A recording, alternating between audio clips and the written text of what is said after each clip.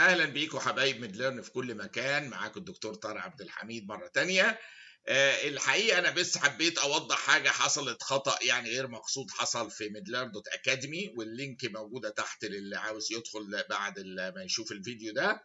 ان كان حصل ان الفيديوهات في احد المساعدين في مجال التكنولوجي راح مرجعها كلها لمرحله سابقه قبل ما المرحله اللي كنت انا عاملها خلاص مجانا، فراح مرجعها لمرحله الدفع، فحصل سم كونفليكت. انا ما ادركت هذا اليوم الحقيقه، وتدخلت على طول وامرت ان هي تتغير على طول بسرعه لترجع للوضع العادي للناس كلها.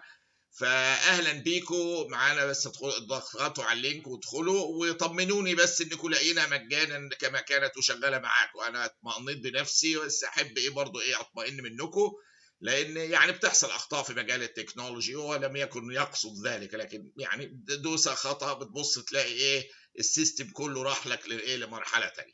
فدلوقتي الفيديوهات عندنا في ميدلير دوت اكاديمي، ومعاها معاها الصور اللي موجوده والريسنت ادفانسز والديجيتال ميديكال اسيستنس والميديكال اطلس، كل ده فتحته خلاص مجاني لكم.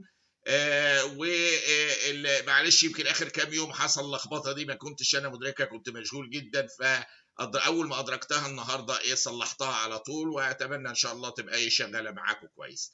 فاهلا بيكم جميعا واحبائي في كل بقاع الارض من متابعي ميدلير.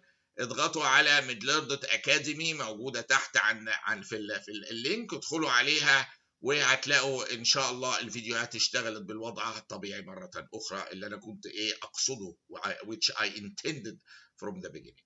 والى اللقاء ان شاء الله قريبا في امور اخرى جميله باذن الله. شكرا جزيلا. باي باي.